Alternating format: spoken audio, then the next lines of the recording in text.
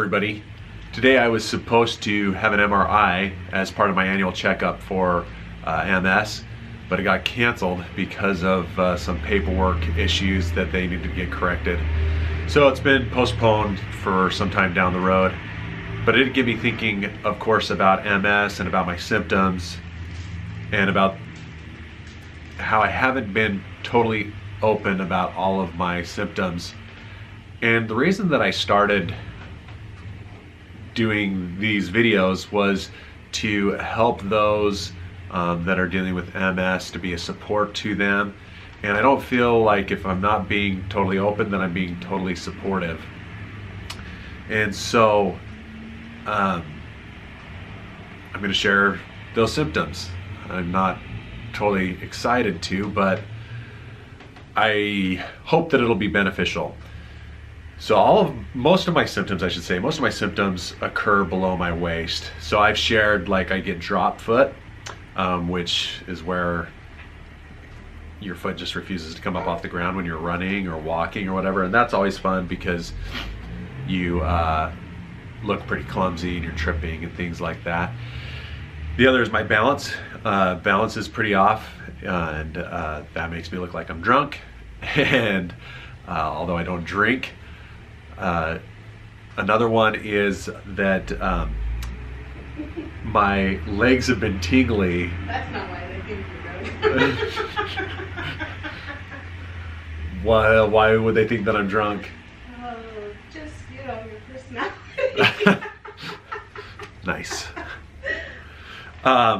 Anyway, the other symptoms that occur below my waist are like muscle spasms. I get muscle spasms a lot, which the muscles just flex. So I like kick, or my leg jumps, or things like that. And then my legs have been tingly for like years now. And so those are some of the symptoms that I have shared with you. The symptoms that I haven't shared with you that occur below my waist have to do with my bladder. So I've told you that I had to go to the bathroom a lot, which is true. I do have to go to the bathroom a lot, but I didn't really expound on that because it's embarrassing. So when I went to the urologist and they did a bunch of those tests, which were totally crappy, which I've explained in one of my other videos, they found out that my bladder, the nerves connecting to my bladder, send me mixed signals and refuse to squeeze my bladder totally. So when you go to the bathroom, your bladder squeezes and it empties. Mine doesn't do that. So I will feel like I need to go to the bathroom, and sometimes I will need to go to the bathroom, and sometimes I won't need to go to the bathroom, and sometimes I'll need to go to the bathroom and I won't be able to go to the bathroom. And so it's really awesome. And on top of that, every time I feel like I need to go to the bathroom, it's an emergency. Like, I need to go to the bathroom right now. So because of all these bladder issues, I've had accidents, and those suck and they're embarrassing. So some of the things that have been given to me to help with that is I've got some medications that help with controlling my bladder a little bit. They haven't healed anything. They just help me, give me a little bit more time, I guess, to get to the bathroom. And the other thing that I do is I use catheters. And catheters are essentially straws that I insert into my bladder to drain it. And so that's all really awesome stuff. And that's why I didn't share it, because it's super embarrassing. But like, in real life, what that means is that I have to plan my life around a bathroom. So I either need to be like, I need to know where the bathrooms are when I go places, or I have to make sure that I use the bathroom. I have to make sure that I use catheters before I leave, and or I have to pack catheters with me. So I've got a backpack that I carry around with me now that has my stuff that I need throughout the day. And so it's really frustrating when you're trying to help get kids to school and things like that, and you've got to go to the bathroom. Or what really stinks is when you just rush to get kids to school and you're in the line for drop off and it hits you, you have to go to the bathroom. And then you're just in straight panic mode. Like, am I gonna make it home? Or do I need to pull over and run into the school? Or go to a friend's house or something like that. It's really obnoxious and really embarrassing. So there's that. As you can tell, I'm not really comfortable sharing that, but there you have it. The other embarrassing thing that MS affects below my waist is in the bedroom. And so I don't need to go into too much detail about that. I'll let you figure that out.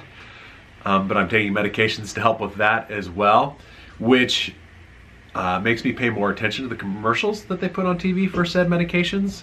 And why is everybody so old? Like, I'm not that old. Are you gonna say hi, honey?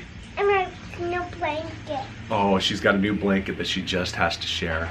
You have to step in so people can see your beautiful hair that you have today too. Here, come here. Let's show them your beautiful hair. Oh, isn't your hair so pretty? Yes, I'm not gonna tickle you. My kids, they get anxious whenever I put my arms around them or hug them or put them in my lap or things like that, because I have a tendency to tickle.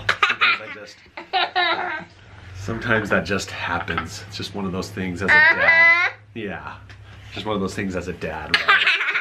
And make a tent. And make a tent. Yeah, those are other things that happen as a dad.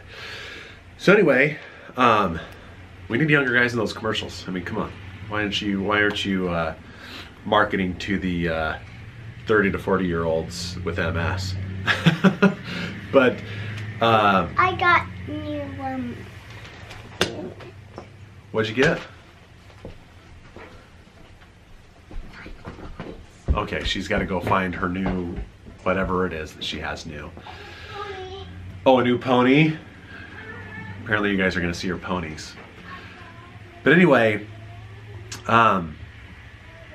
so there's those symptoms that I haven't shared with you.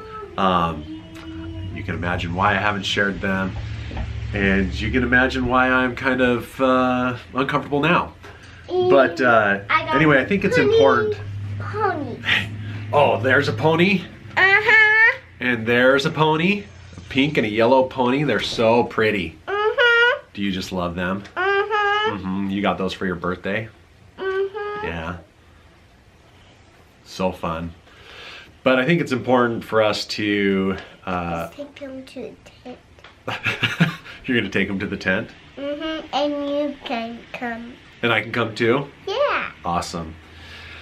So I think it's important for us to talk openly about this, because their MS symptoms are like all over the board, and some are what aren't too embarrassing. I don't know if that's the right way to say that, or if I should say that.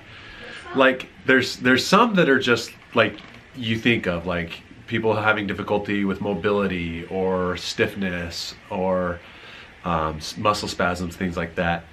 When it comes to, you know, bathroom issues and things like that, that's just embarrassing, but it occurs in a ton of people with MS. So I think it's important for us to talk about that and support each other in that.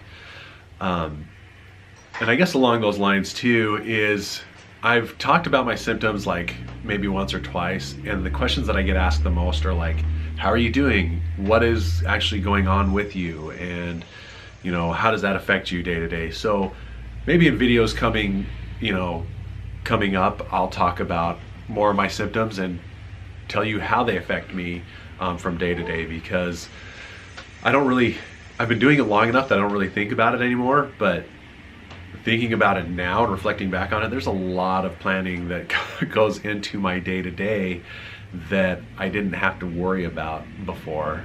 And so I'll share those in videos coming up. To wrap this one up though, I got an email from the MS Society informing me that Walk MS is happening this spring again. And last year we had an awesome turnout, and so I'd love to see everybody there. And they told me that we can start setting up our fundraising pages, so that'll be coming soon.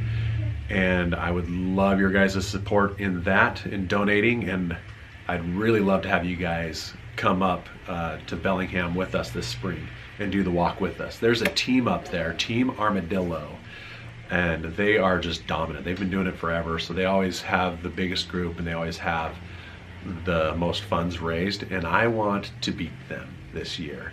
And so I am going to need as much help as I can get to do that. So stay tuned for more details on when and where that's happening and how you can help those that are suffering with MS. That is it for now. We will see you on the next one. I have to go with Amelia and some ponies to a tent. So see you next time. We going? Mm-hmm. Okay, let's go.